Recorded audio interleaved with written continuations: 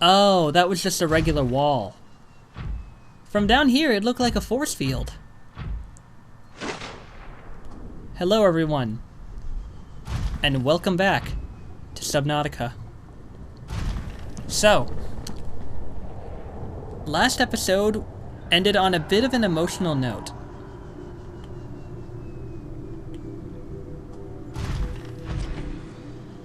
Because we met and helped the Sea Empress Queen person. And we helped hatch her young, and in return she gave us Enzyme 42, which means we are now cured. Which also means we can go back to that alien station, and we can shut down the alien gun, preventing us from leaving. So yay, we get to have our arms stabbed. But it'll be worth it to have Look, there's our young.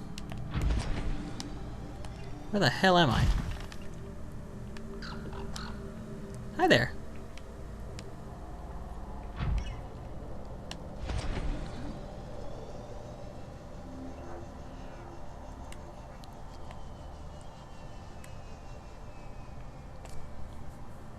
I have no idea where I am. Wait.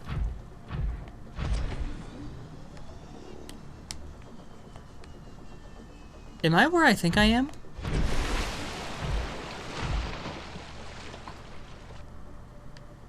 Hold on, where's that mountain beacon?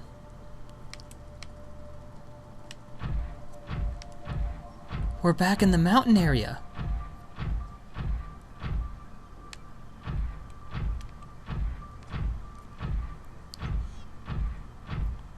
Okay, first things first. I'm gonna go grab some samples of bulbo trees because I am needing to eat.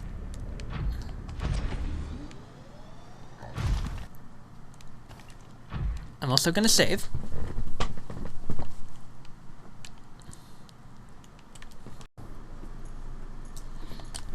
Alright, I'm back. Got my hunger and food refilled completely, thanks to some bulbo trees. And now we deactivate the alien gun.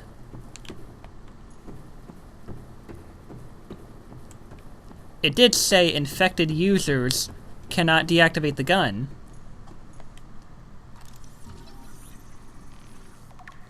We're not infected.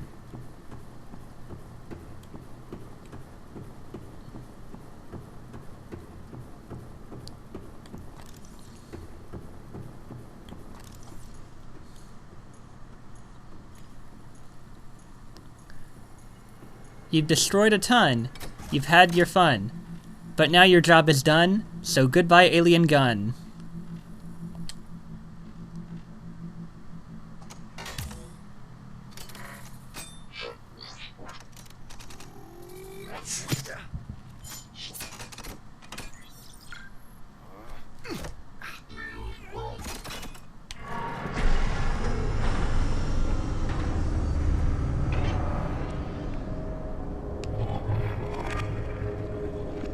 Oh.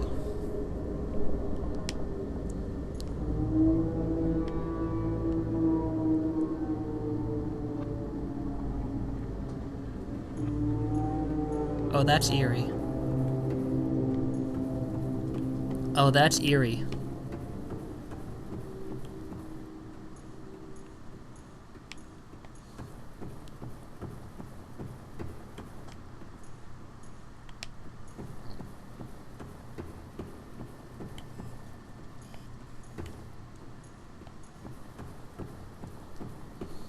By the way, while we're at it, let's go ahead and get caught up on what we scanned. Let's do that.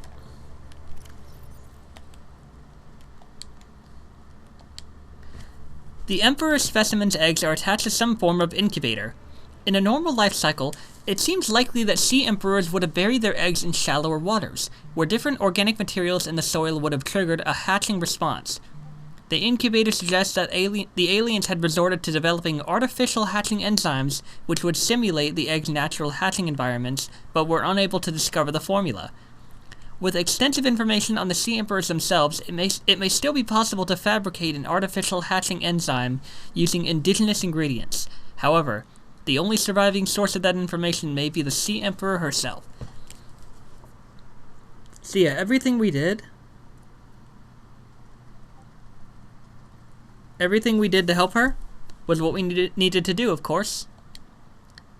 Peepers entering the containment facility. The pipes drawing water into the containment facility are filled with peepers arriving from the surface. The fish show no signs of distress. The specimens scanned all have all consumed high quantities of seeds and organic matter from the surface. Some specimens are beginning to show signs of infection. While all other creatures encountered within the facility are isolated within it, peepers appear to be coming and going of their own accord via the alien pipe network. On arrival, peepers are approaching the sea emperor. Peepers exhibit a natural affinity for the stomach enzymes being expelled by the emperor. Peepers which have come into contact with the enzyme are returning to the pipe network. This behavior must be the source of enzyme 42 on 4546b, or the area thereof which supports life. It is likely also responsible for the survival of the emperor and the other life forms contained within the facility. The sea emperor egg casing. Shell composition. The shell casing is formed from thick layers of carbon composite, suggesting an extensive gestation period. This Leviathan species may give birth just once per century, perhaps just once in their lifetimes. Precise incisions suggest a laser-based tool was used to cut open the egg casing and forcibly remove the fetus inside prior to full gestation. Time pressure to develop a bacterial vaccine may have driven the alien researchers to cut open this egg and remove the fetus for study. It is also possible that, removed from its parent and natural habitat, some vital condition for the infant to hatch naturally was not met. The Sea Emperor fetus. Found preserved in the display case, it was likely a child of the adult specimen contained within the facility. Superficial damage to the specimen indicates it was artificially removed from its egg casing. Stunted tissue development suggests the organism expired during the removal process. Tissue samples have been taken from the digestive tract. It appears the aliens were attempting to formulate a cure for the bacterium from enzymes produced in the specimen's digestive system. Without a young, healthy specimen, these efforts were in vain. The Sea Emperor's eggs. Uncommonly strong shell lining. Organic growth on the exterior suggests these eggs may be hundreds or thousands of years old. Alien devices penetrate the outer shell layer, likely designed to supply them with nutrients and to isolate them from the surrounding environment. Amniotic sac. Like many eggs on 4546b, these do not contain a nutrient supply, which is slowly exhausted by the embryo. Instead, they exist in a form of natural stasis, awaiting appropriate hatching conditions. Fetal organism. There is a high genetic match between these organisms and the Leviathan in the vicinity. They appear to be stable and healthy. It is likely that ideal hatching conditions for the eggs may vary considerably from ideal survival conditions for the parent. Available biological data has been used to synthesize the effects of the alien bacterium on the Sea Emperor's natural life cycle. This creature likely lived and moved in small herds around the planet's ocean trenches, coming to the surface to feed off the huge volumes of microorganisms in the shallower waters. Family size would be strictly limited by available food supply. Offspring would likely split off at a young age to form their own herds elsewhere. Given their sparse population, mating and egg-laying was likely infrequent, perhaps a once-in-a-lifetime event. The species likely had a preferred environment for egg-laying. In fact, successfully hatching may depend on such conditions. Given the rarity of this event, it is impossible to calculate those conditions precisely. There is no evidence to support the assumption that all members of the species were immune from the alien bacterium. Even if this is so, there is evidence that introduction of the bacterium decimated life on the planet, and this would have had catastrophic events on the Emperor's food supply and survival rate. The symbiotic relationship between this specimen and other life forms likely developed as a direct result of the bacterial infection. Those life forms, which learned to keep the Emperor alive, survived with his help. This may explain the vast tracts of lifeless ocean and a rough perimeter around the Emperor's location.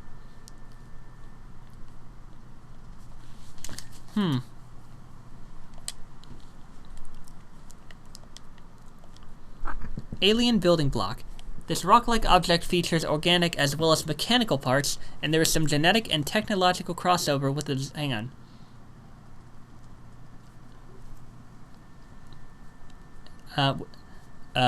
Where was I? With the design of the self-warping constructs encountered elsewhere. It appears to serve no purpose in its current state, and is awaiting some kind of activation sequence. Materials such as this may have been a fundamental building block of the aliens' technology, or even some of the aliens themselves. And let me just, Alright.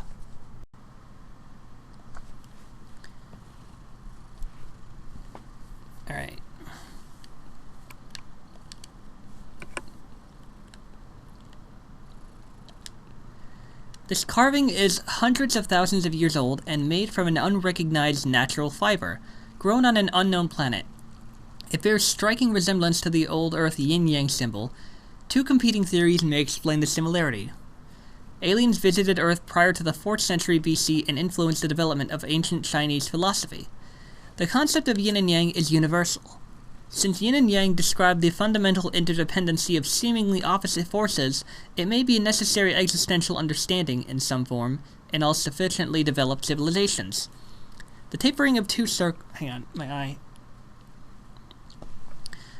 circles into opposed and infinitesimally small points, the finite, is one logical way to represent this understanding and may have been developed independently by a species other than humans.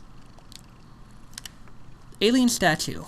This artifact is unpowered, suggesting it served as ceremonial rather than practical purpose. The pyramid resembles vines, spiraling upwards towards the warm blue stone mounted above it. It may represent a plant found on the aliens' home world, a building of religious import, or even the gravitational pull of their home solar system. An ancient earth blade dating back to the 13th century. Blood samples on the blade match the DNA of 7 separate heads of state from the period. Ew. This evidence supports the theory that the aliens are an ancient, spaceborne civilization engaged in the surreptitious study of less developed species. A lot of big words. Holographic projector. This device contains a network apparatus and a holographic projection unit. It was likely used as a communications relay, capturing and projecting the image of the user to a remote location. There do not appear to be any other devices in range. Nanobots. Scans show some form of advanced nanobot inside this seemingly empty case. These bots are substantially smaller than any developed within the Federation, and it is not possible to ascertain their exact function. It would, however, be unwise to release them. Organic matter particulator. This device contains a highly unstable radioactive isotope, likely to destroy all organisms exposed to it, while leaving physical structures intact. Although it would function perfectly well as a weapon, it was more likely used to sterilize spaces for later inhabitation. Without instructions, it would be unwise to interact with it. Rudimentary tablet. This device shares many similarities with the tablets used to access the alien facilities, although its structure is rather less complex. It may have served a similar purpose, granting security access and storing relevant data, and was thus kept here as a form of legacy support. Tracking implant. This construct is emitting a high bandwidth signal consistent with alien transmissions intercepted elsewhere. DNA on the exterior indicates it was once implanted inside one of the life forms indigenous to 4546b. Its size suggesting the subject was a Leviathan-class organism. Beyond tracking and broadcasting its location, the implant may have also recorded biological data on the subject. However, this data cannot be retrieved. Translation device. This device stores linguistic data from over 1,000 different languages. The core of the device may allow alien text to be read and translated. Analysis of the onboard data reveals a number of ancient Earth languages, and the term CHBC Live appears many times in the device's data. Its import is unclear. The device seems to be configured to translate into the designer's language. It will not work the other way around.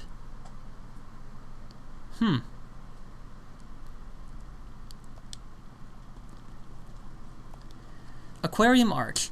Scanned to indicate this arch was left inactive when the facility was abandoned. It likely served as an access point to the surface of the planet. It is much too small for the Emperor to pass through, but it would accommodate smaller life forms. Ion Cube Fabricator. This device appears to be the origin of the raw mineral that forms the base of the ion cubes, which power smaller alien systems. Likely drawing power itself from the main thermal plant, this device may represent an almost limitless source of energy. Then we got terminal data. See Emperor Leviathan research data. Specimen size categories have been adjusted upward to accommodate this species. Here we go. Let me just...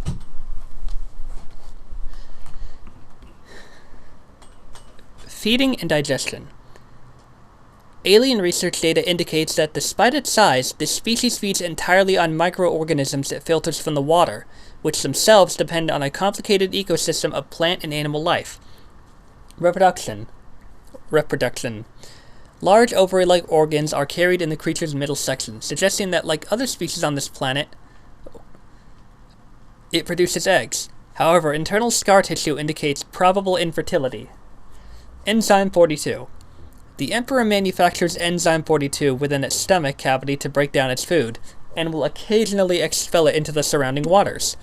The substance was found to neutralize the effects of the bacterium, and its presence in the ecosystem today would explain how life on the planet survived the outbreak. It would remain to be explained by what mechanism the enzyme is being delivered. Comparative analysis of size and metabolic rates indicates the specimen captured by the researchers was approximately 1,600 years old. Extensive internal and external scar tissue suggests it had lived well in excess of the peak lifespan of its species. While a healthy Emperor specimen may have held some potential as a cure, it is unlikely any research subjects survived quarantine procedures. Ventilation control. Water flowing to and from the primary containment facility is being automatically controlled independently of other safeguards. Data on the water composition has been recorded. Water is being drawn from different biomes around the surface of the planet. The water temperature is considerably lower than the volcanic environment outside the facility, while microorganism and nutrient counts are substantially higher. Oxygen-deprived water is being flooded from the system and recycled back to the surface. What do we got for life forms?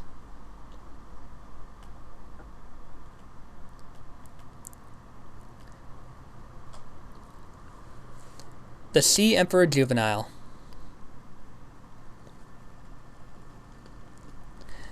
A juvenile Emperor specimen.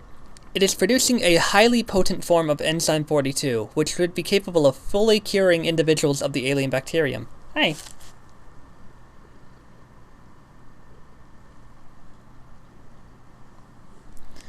Just talking to my cat.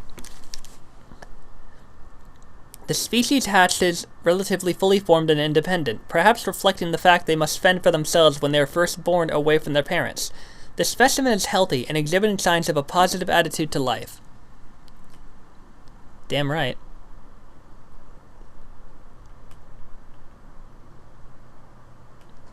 Ghostweed. I know I didn't scan everything in the game, but we scanned a lot. Grows exclusively in deep waters where its pale pigmentation is visible on the fewest wavelengths.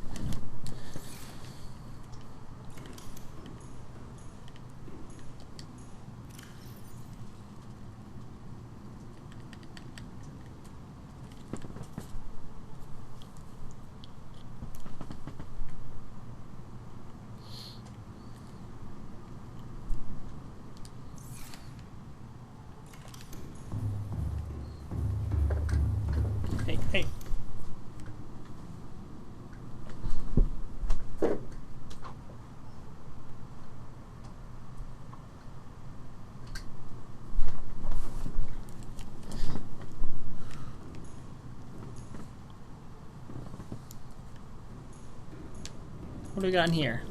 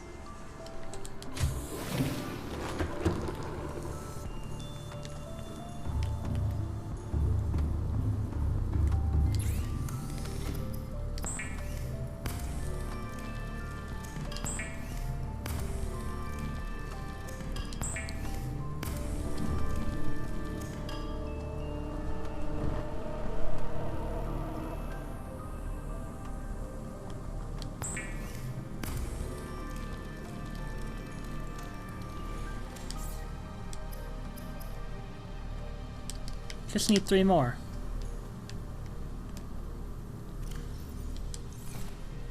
Power cell charger? That gives 2.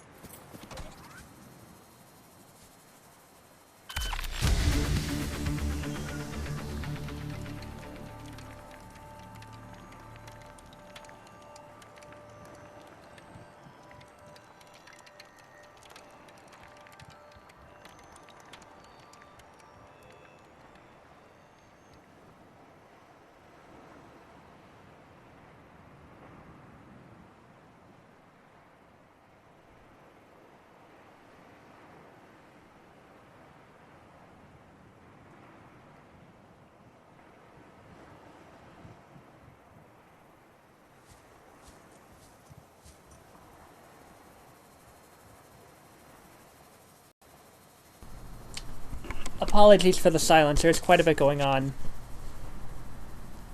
But we are now, of course, building the rocket.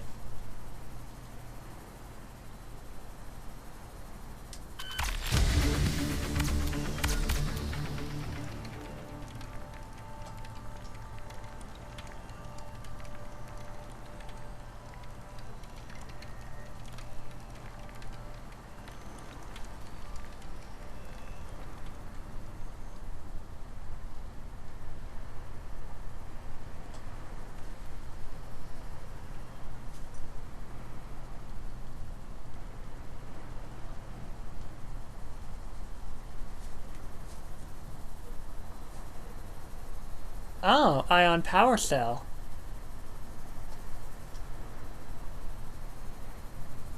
I did pick up crystalline and kyanite while I was down there. Because I figured it was going to ask for it.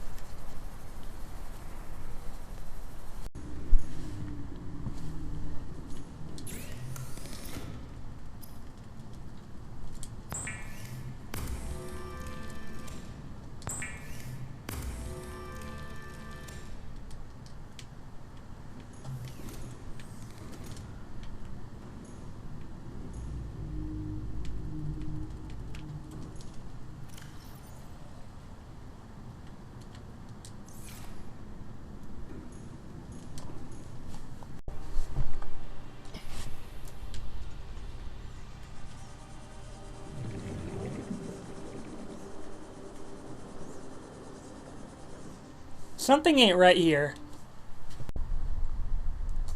Hey, check out what I just found. And I have an ion cube.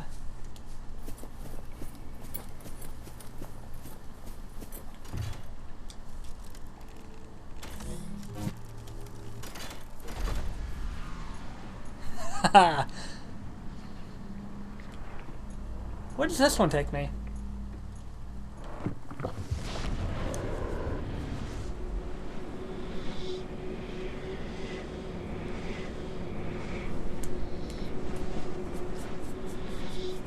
And why didn't I find this before? Maybe it wasn't here before? I don't know.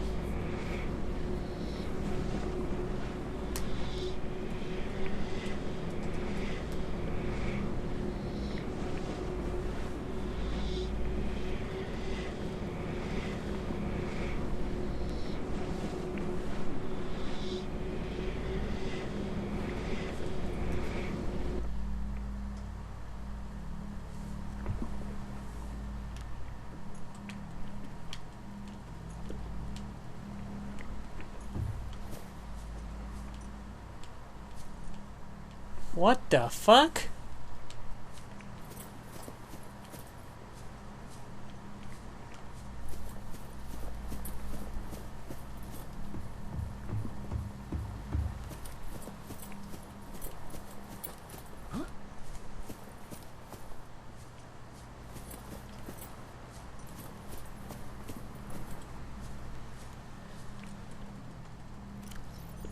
Where am I now?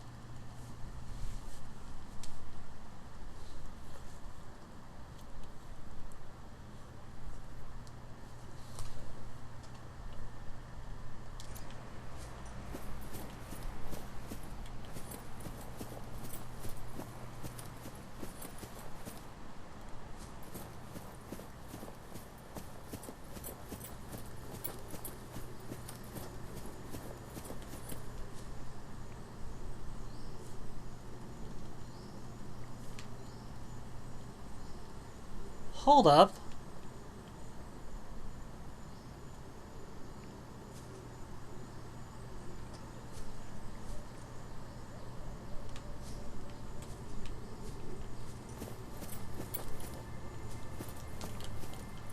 This is on that floating island.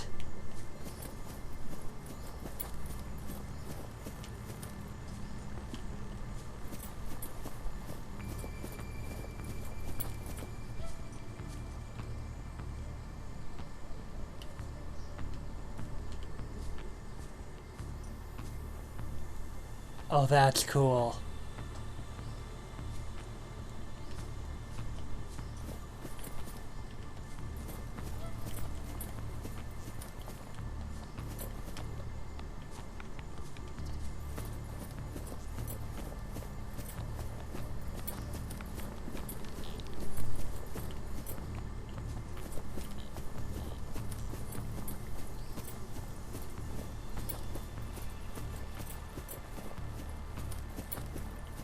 That's cool.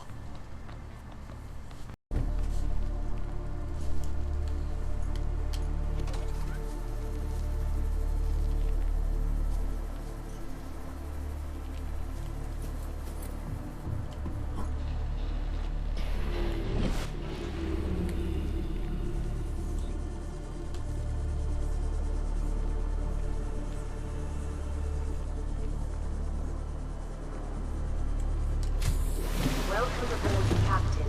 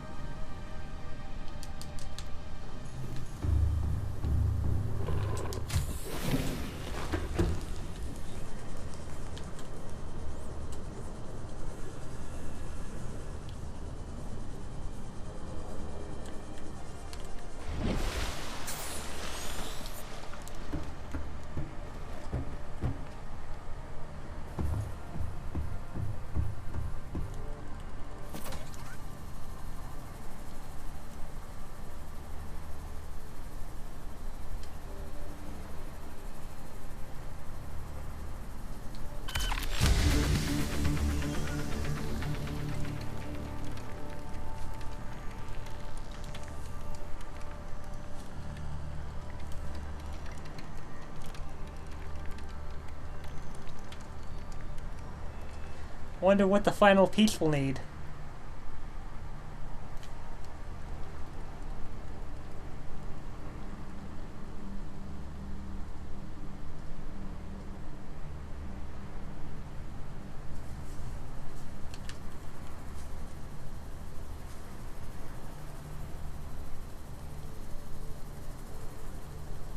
Oh, that's easy. That's easy. After a long-ass trip, I got the parts for the cockpit.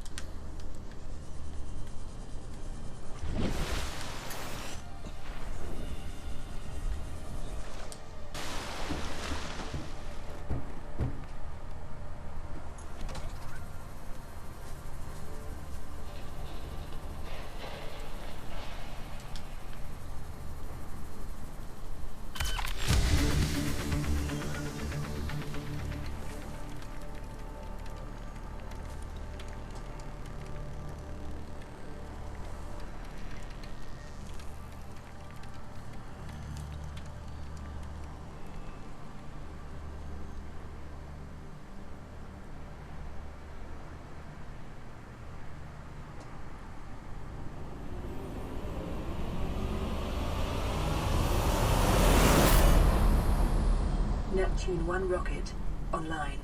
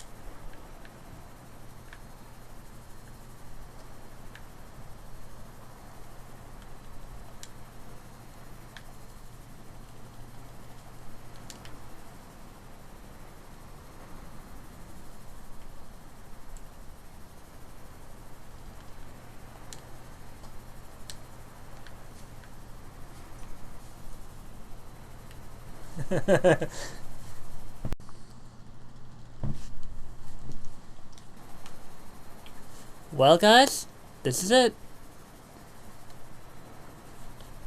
We're finally getting out of here.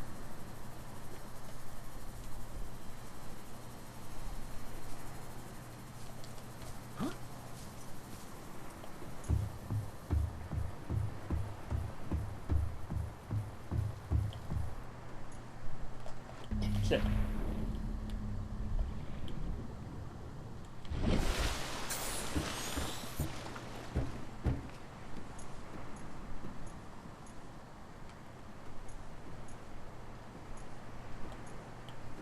How do I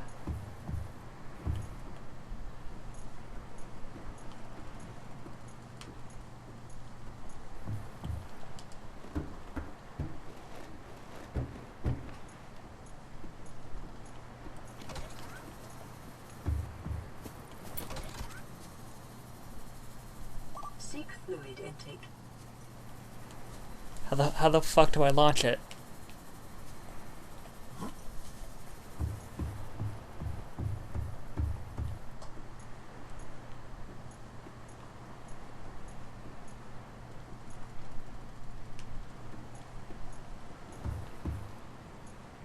Oh.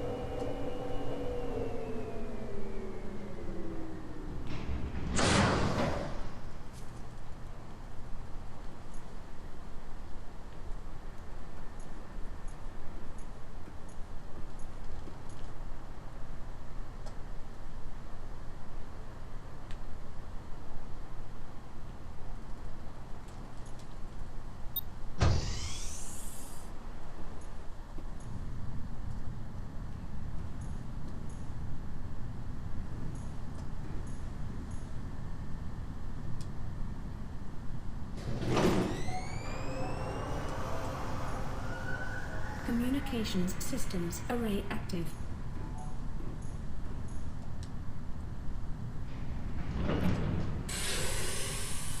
Pressurizing hydraulics.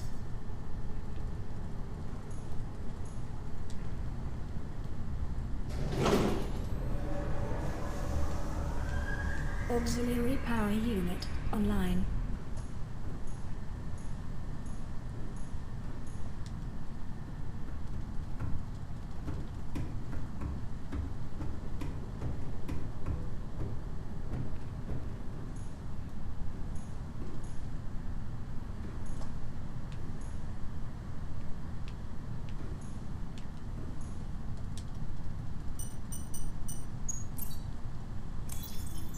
Life support systems online.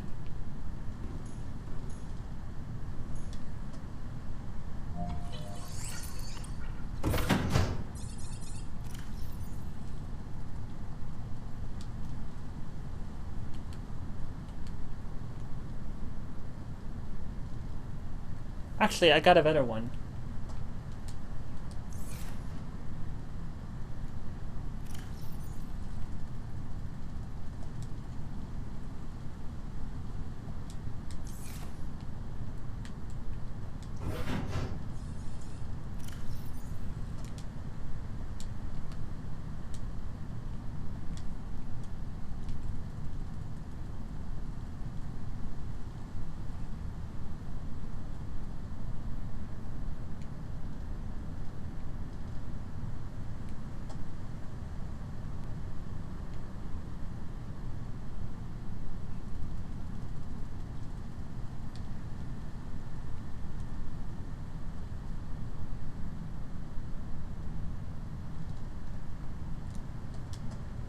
Calorie intake recommended.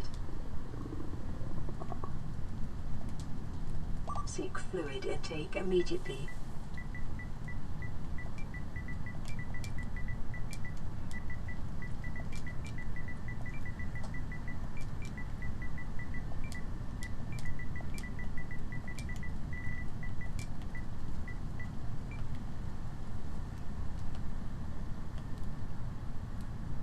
Time capsule ready.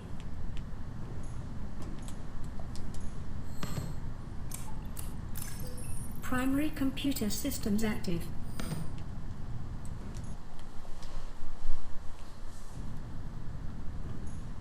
All systems are go for liftoff.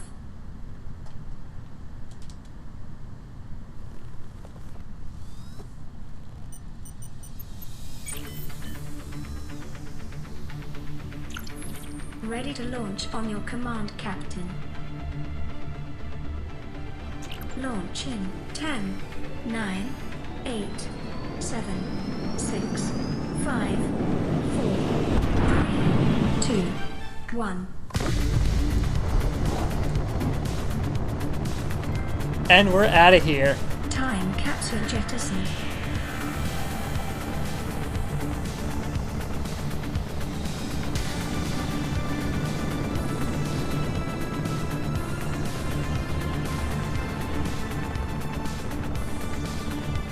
Caution, approaching orbital debris field.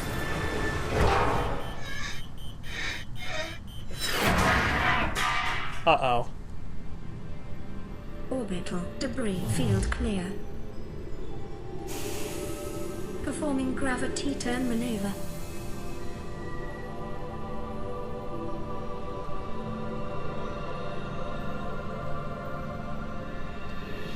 Confirm destination coordinates. Nearest interstellar phase gate. Engaging ion boosters in 3, 2, 1.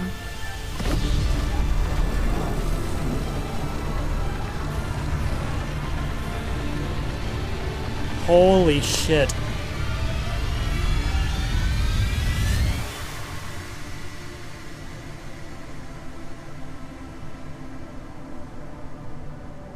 What is a wave without the ocean?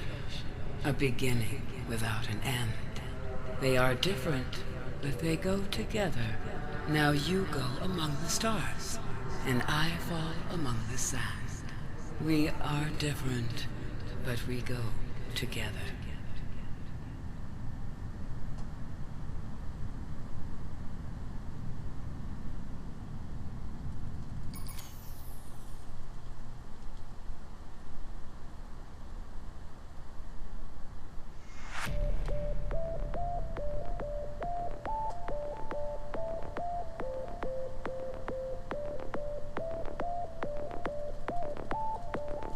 And there we go.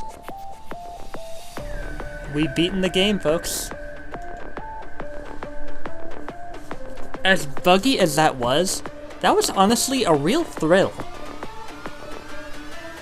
And I plan on going for Subnautica Below Zero, but that's after I beat Sonic Frontiers. But this game, I gotta say, it was a real treat. I started this off maybe as like a one-off because I was bored, but then I started really getting into it, and I'm glad I did. I'm glad I could finally beat the game. we didn't do everything, we didn't scan everything, we didn't see everything. But for me, the game was all about exploring the story.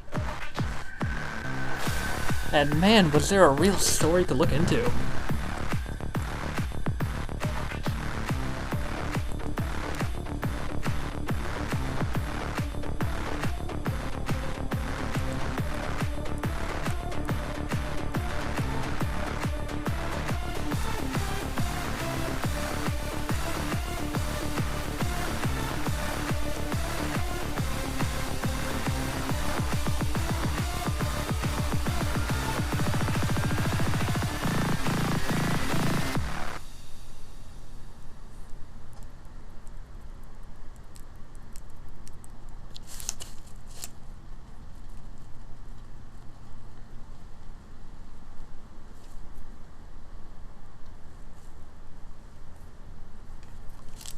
I don't know what else I can say.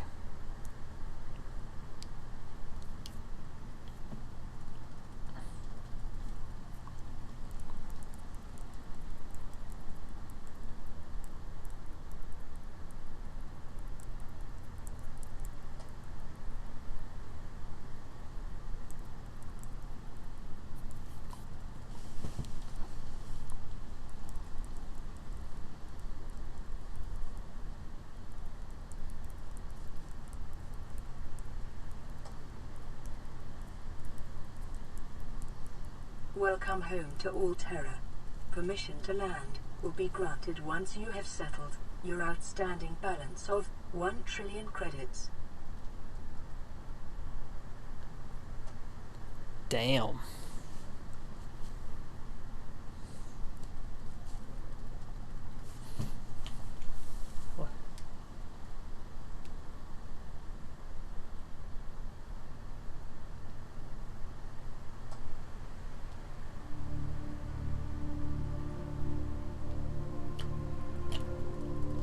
Took me a week.